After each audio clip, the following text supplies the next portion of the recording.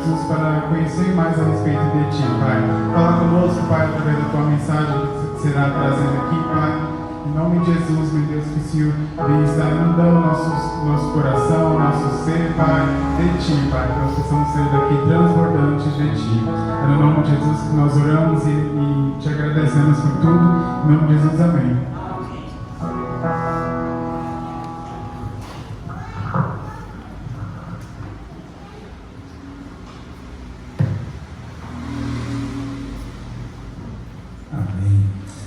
Quero agradecer a Deus pela vida do nosso Ministério de Louvor. E eu saúdo você que está ouvindo esse vídeo na sua casa, juntamente com os irmãos, com a graça e a paz do Senhor Jesus. Amém? Louva a Deus, porque nós temos o sangue de Jesus, que nós vivemos sobre o efeito do sangue de Jesus Cristo, que nos purifica de todo o pecado. Meus irmãos, abra a sua Bíblia na segunda carta de Paulo à igreja de Corinto, capítulo 6. 2 Coríntios, capítulo 6. Eu quero ler com os irmãos, a partir do versículo 14, para que nós possamos pensar um pouco sobre a questão de sermos adotados por Deus. A igreja, nós somos filhos de Deus por adoção. 2 Coríntios capítulo 6, versículo 14, diz assim a palavra do Senhor: Não vos ponhais em julgo desigual com os incrédulos. Porquanto, que sociedade pode haver entre a justiça e a iniquidade? Ou que comunhão da luz com as trevas? Que harmonia entre Cristo e o maligno? Ou que união do crente com o incrédulo? Que ligação há entre o santuário de Deus e os ídolos? Porque nós somos santuário do Deus vivo, como Ele próprio disse: habitarei e andarei entre eles. Serei o seu Deus e eles serão o meu povo. Por isso, retirai-vos do meio deles, separai-vos, diz o Senhor. Não toqueis em coisas impuras, e eu vos receberei. Serei vosso Pai, e vós sereis para mim filhos e filhas, diz o Senhor Todo-Poderoso. E o capítulo 7, versículo 1 diz assim: Tendo, pois, ó amados, tais promessas, purifiquemo-nos de toda a impiedade, tanto da carne como do Espírito, aperfeiçoando a nossa santidade no temor de Deus. Feche seus olhos, leve o seu pensamento ao trono da graça e diga com Deus: fala comigo, Senhor. Deus querido, obrigado, porque mais uma vez nós estamos diante da Tua palavra. Palavra essa, ó Deus, que tem poder. Palavra essa, Deus, que tem poder para transformar o homem. É a voz do Senhor falando conosco, Senhor, a todo instante, disponível para todos quanto têm interesse em buscar a Tua palavra, Deus, em querer saber o que o Senhor tem a falar conosco. Dirija-nos e guia-nos, Senhor, no nome de Jesus. Amém. É interessante, meus irmãos, que o versículo 17 e 18 traz uma fala muito importante, que é confortável para nós. Sabemos que nós somos filhos de Deus por adoção. Ele disse: eu receberei e lhe serei pai. Ou seja, Ele está nos recebendo agora na qualidade de pai, e vocês serão os meus filhos e filhas, diz o Senhor. E a Bíblia diz: quem está falando é o Senhor Todo-Poderoso. Ele fez, criou-nos e nos adotou. Sabe, igreja, nesse texto da carta de Paulo aos Coríntios, ele fala do problema da associação do cristão com os valores desse mundo.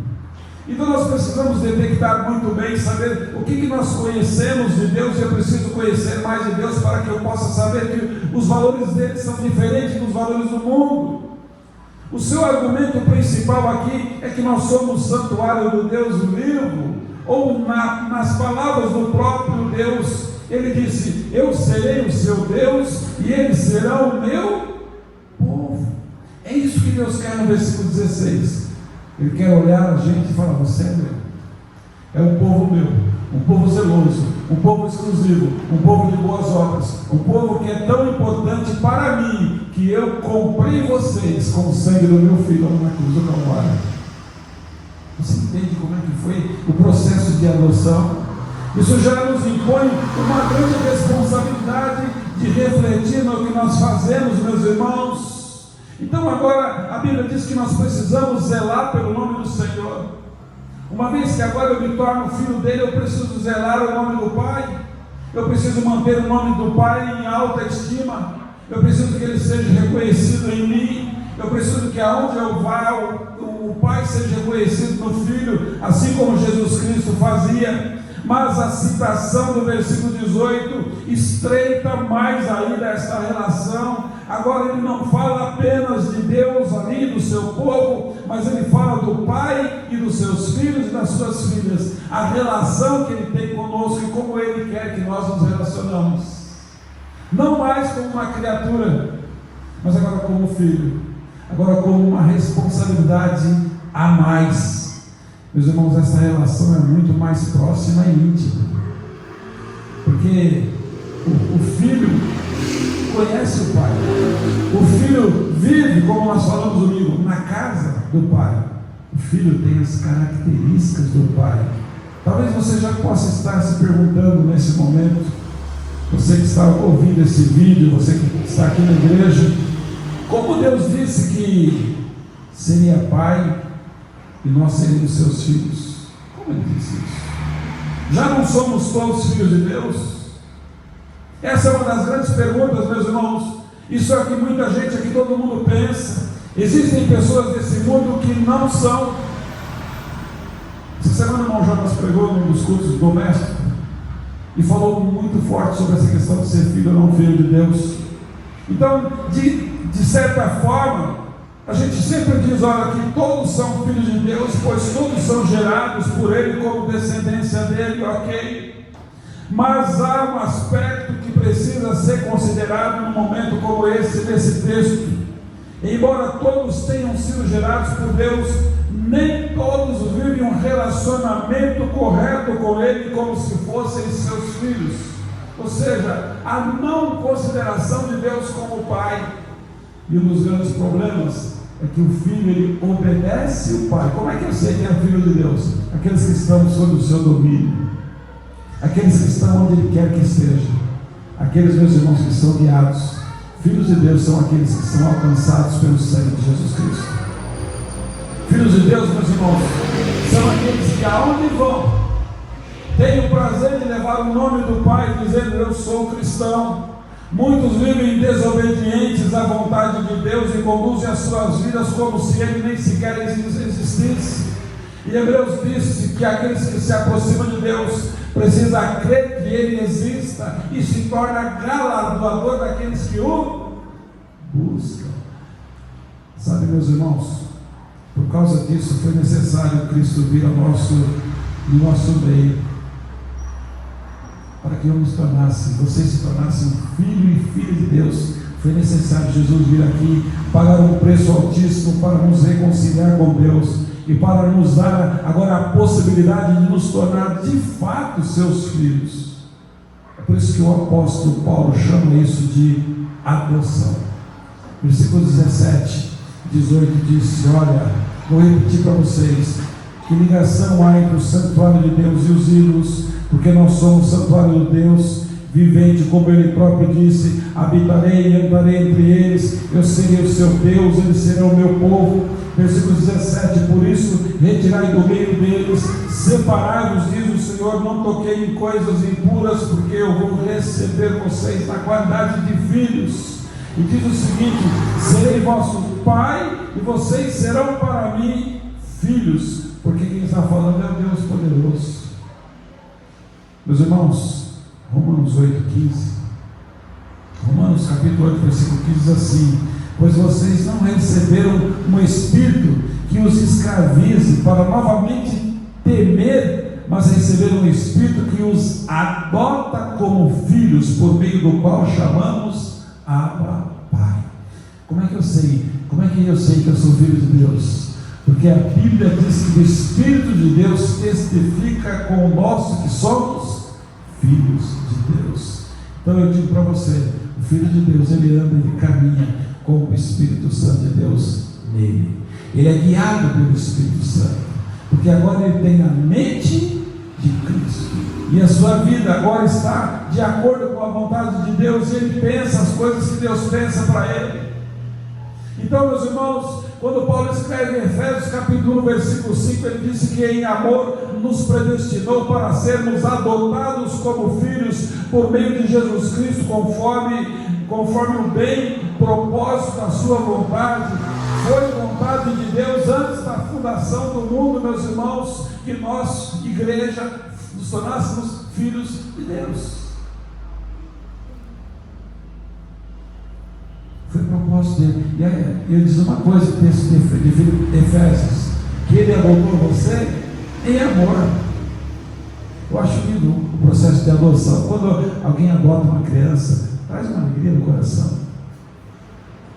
E o que faz alguém adotar uma criança é o amor. E ela, para aquela criança, ela sente um amor tremendo, e ela olha e parece que aquela criança sempre existiu no coração dela. E aquela mãe, aquele pai já não vê a possibilidade de viver sem aquele filho, sem aquela filha. É assim Deus conosco, meus irmãos, em amor. Eu vou te explicar como funciona esse processo.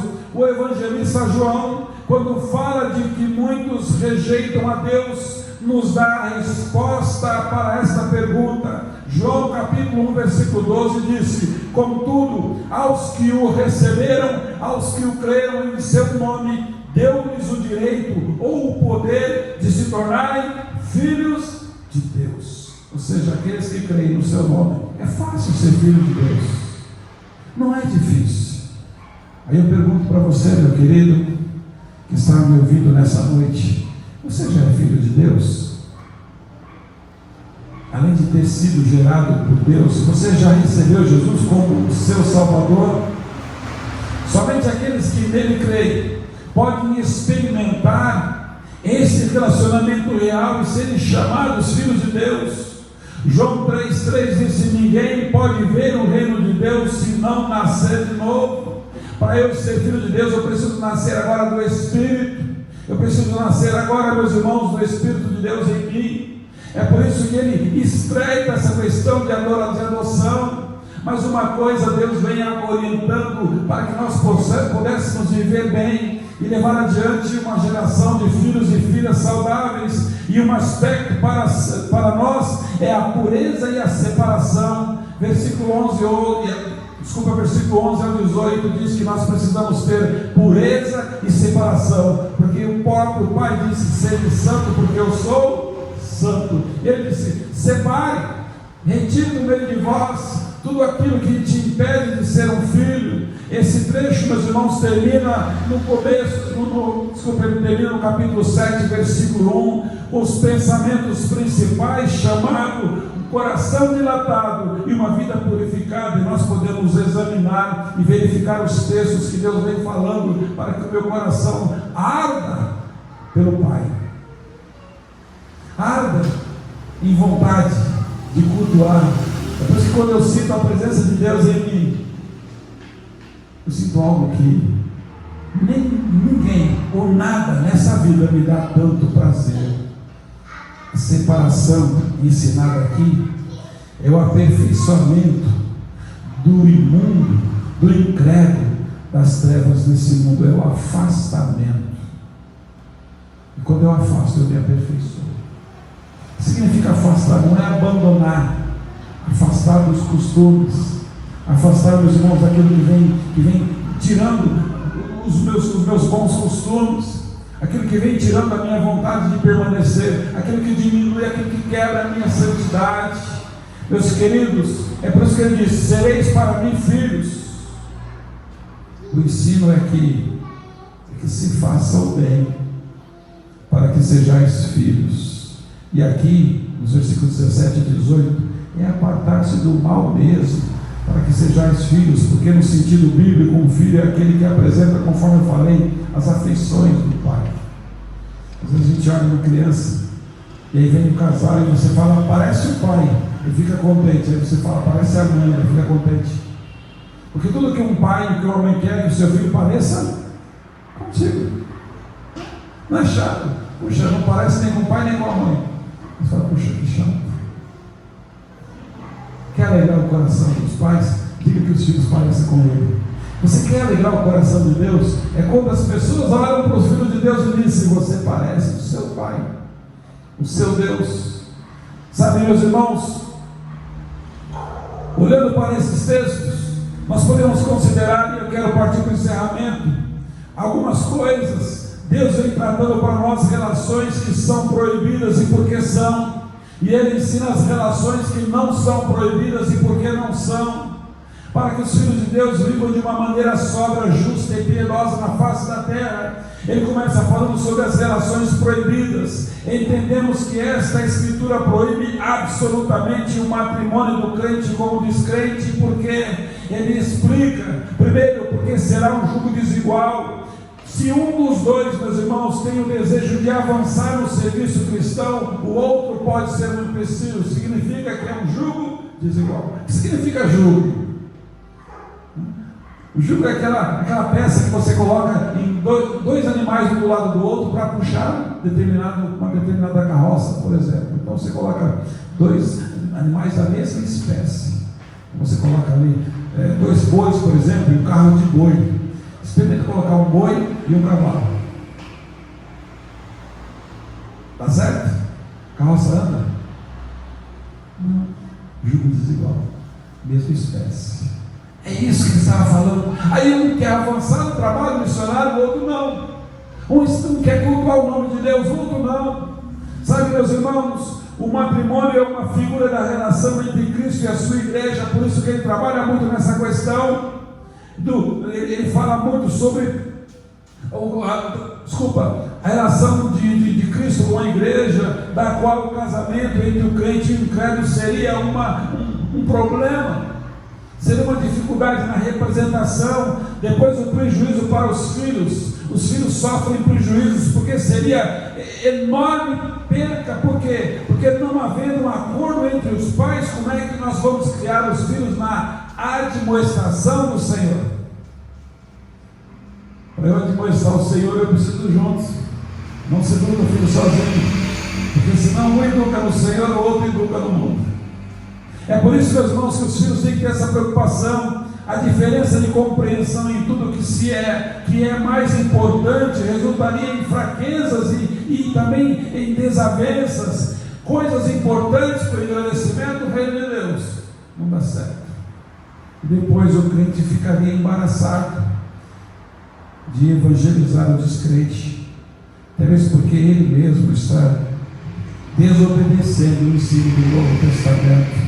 Você vê como é que Deus trabalha, meus irmãos? Essa proibição pode se referir não somente no matrimônio, mas também numa sociedade comercial, outras sociedades pelas quais Deus não gostaria que nós fizéssemos. Depois ele termina dizendo sobre as relações que não são proibidas.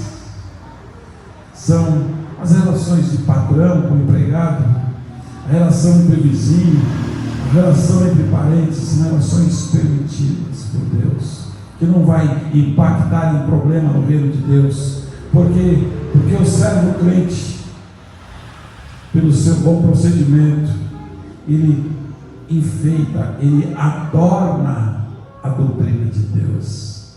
Você percebe que muitas vezes a gente tem orgulho, puxa, o meu parente, ele é servo de Deus. Ele é um santo homem de Deus, aquela mulher é uma santa mulher de Deus, separada, e a gente tem orgulho, né?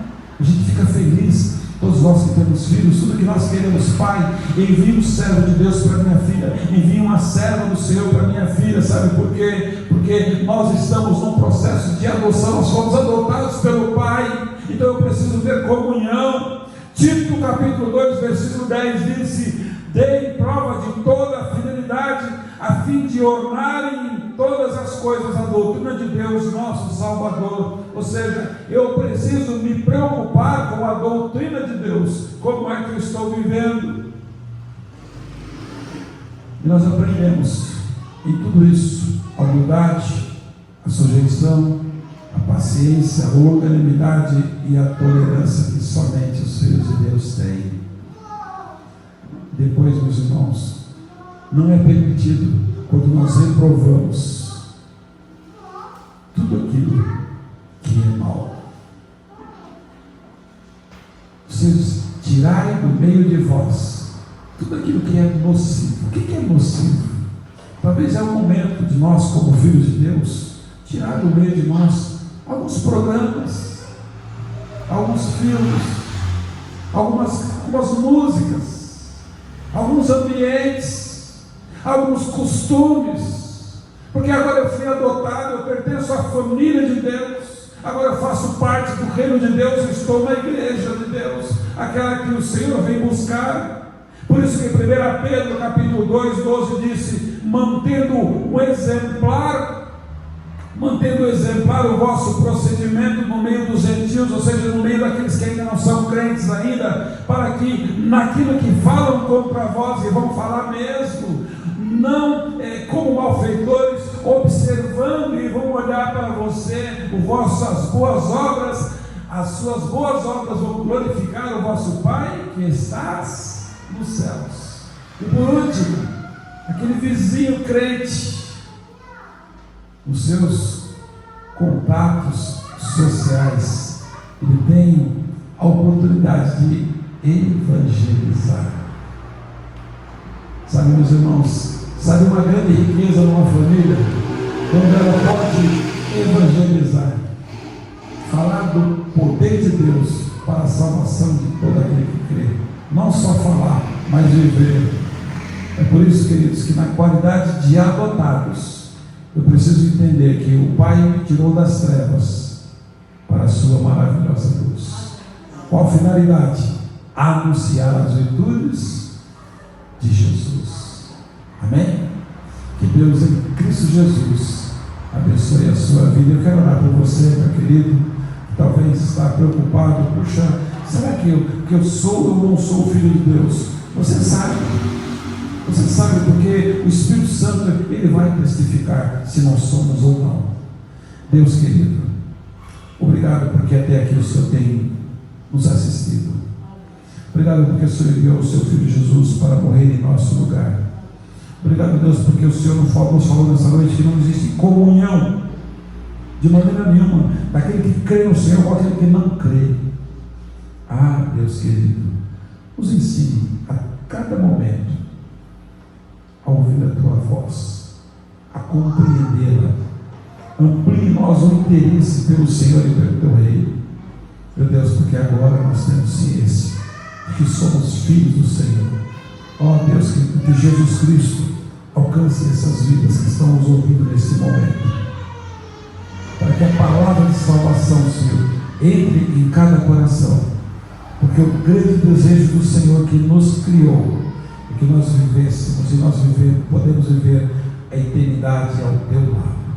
Isso é o desejo do nosso coração e sabemos que é do teu também, Senhor. No nome de Jesus que nós pedimos e te agradecemos.